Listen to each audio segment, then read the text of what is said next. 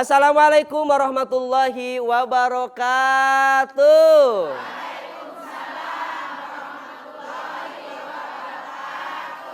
Hamdan wa syukran lillah amma ba'd. Pemirsa TV One dimanapun Anda berada dan ibu-ibu yang sudah cantik-cantik di sini, Masya Allah. Beli susu, beli kopi. How are you everybody? Jawab aduh ya. Jawab ibu ngerti nggak itu apa? How are you everybody? Ibu jawab I'm good gitu. How are you everybody? Oke, Bu. Ibu punya butuh nggak? Punya dong. Punya hajat nggak? Punya masalah? Banyak. Cicilan ada? Cicilan BRI aman? Bang Emok? Gimana anak sekolah gimana? Udah lunas belum uang pangkalnya?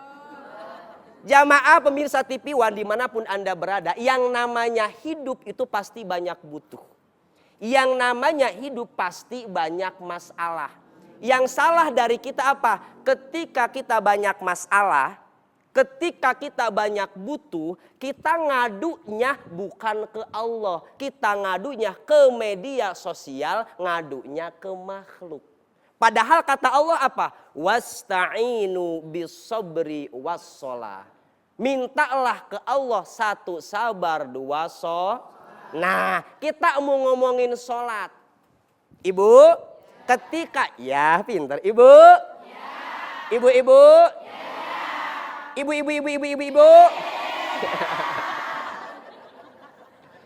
Nih, Bu. Kalau kita punya butuh dalam hidup, punya hajat dalam hidup, jangan pernah bersandar kepada manusia, jangan pernah berharap kepada manusia. Berharapnya ke siapa? Ke Allah. Berharap kepada manusia, siap-siap untuk beribu-ribu kali kecewa. Makanya ibu ketika banyak butuh, ibu gelar sejadah, ibu mintanya ke Allah. Bukan curhat ke media sosial. Lagi blok-blokan WA sama tetangga. Lagi nggak akur sama tetangga. Ngadunya kemana? Harusnya ke Allah. Tapi ibu-ibu biasanya ngadunya kemana? Status. Ibu yang di sono ini mah. Bukan yang di sini kan? Siapa tadi? Cedoh cepatin. Pinter Pak. Langsung update status. Saya mah amit-amit. Kira-kira itu bisa menyelesaikan masalah apa enggak? Dan satu lagi ibu-ibu, tolong atuh ya ibu-ibu, jangan dikit-dikit update status OTW tahajud, OTW sholat duha, OTW mall. Jadi ibu punten, Rasulullah Shallallahu Alaihi Wasallam kalau ibu menyimak Rasulullah itu ketika akan mi'raj, dan satu alasan, saya ulang ke awal dulu. Rasulullah itu ibu, kenapa oleh Allah diajak untuk ketemu sama Allah? Kenapa ada peristiwa Isra dan Mi'raj? Salah satu jumhur ulama mengatakan bahwa sebab diisrokan dan dimi'rajkannya Rasulullah karena apa? Tahun itu Rasulullah ditinggalkan oleh dua orang tercintanya. Yang pertama Siti Khadijah, yang kedua pamannya Abu Thalib. Kalau kata anak sekarang, Rasul lagi galau tahun itu. Nggak bisa move on dari Siti Khadijah. Bayangkan. Akhirnya apa? Diajak ketemu sama Allah. Dapat perintah apa? Sholat. Apa hikmahnya buat kita? Perhatikan baik-baik ibu. Rasulullah ketika sedang kesusahan, Rasulullah sedang bersedih, disuruh menghadap Allah. Dan dapat perintah sholat. Artinya apa? Kalau ibu lagi galau, kalau kata anak-anak zaman dulu mah gegana, gelisah, galau, merana. Ibu lagi gegana nih, gelisah, galau, merana. Maka ibu, kita harus ngapain ketika gegana itu? Lihat Rasulullah apa? Menghadap Allah. Dengan cara apa? Sholat.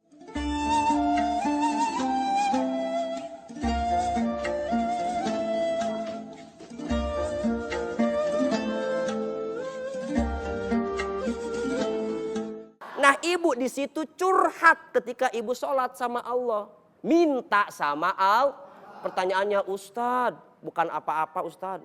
Saya teh tahajud getol. Duha apalagi yang wajib. Saya mah rajin banget. Tapi kok saya nggak diijabah-ijabah ya doanya. Kata Syekh Athaillah, la tutalib rabbaka bita'akhuri matlabi. Walakin talib nafsaka bita'akhuri adabik. Jangan nuntut Allah kalau permintaan kita belum diijabah sama Allah. Tapi tuntutlah dirimu, mungkin adabmu yang belum benar. Adab berdoamu dan adab sholatmu. Tolong dijawab sama ibu-ibu, Bu, punten. Kalau ibu berangkat kerja telat, masalah apa enggak? Kok nggak ada suaranya sih? Dua orang yang jawab barusan mah. Ibu berangkat kerja telat, masalah apa enggak? Ibu punya cicilan telat, masalah apa enggak? Punya anak perawan, headnya telat, masalah apa enggak? Ibu sholat telat, masalah apa enggak? Nah, jadi jangan menuntut Allah, ya Allah, saya nggak diijabah-ijabah. Tetangga saya nggak sholat-sholat, kaya aja dia mah. Hati-hati, jangan menyalahkan Allah.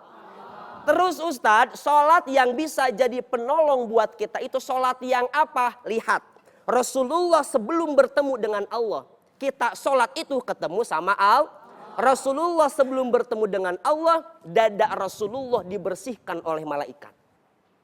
Hati Nabi kotor? Enggak. Biar hati yang bersih makin bersih.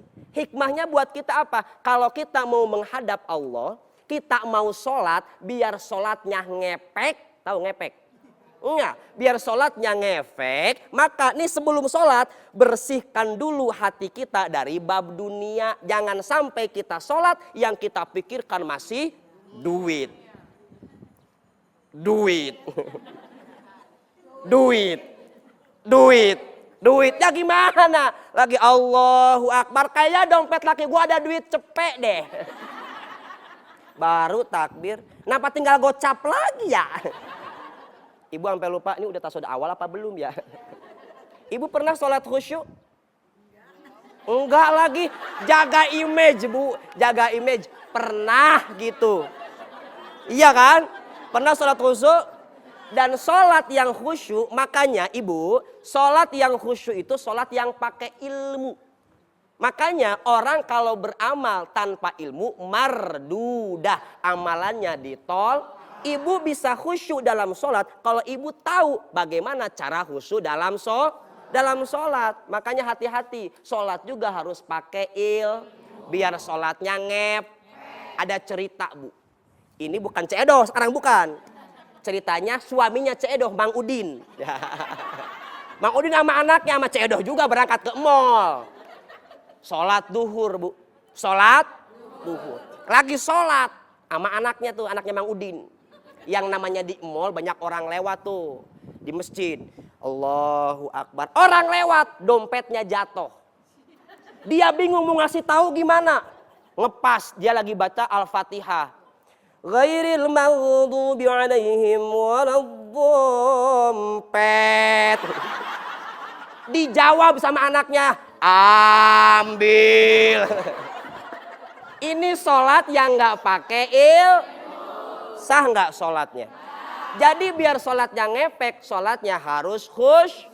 Sholat khusyuk itu kalau sholatnya pakai Jadi kalau sekarang kita punya masalah, punya kegalauan, punya hajat, maka kuncinya apa Bu? Kuncinya apa Bu? Ngadunya ke Allah, bukan ngadu ke bukan ngadu ke manusia. Hati-hati, ibu ngadu ke besti ibu ngadu ke manusia, itu sama saja ibu membuka aib sendiri.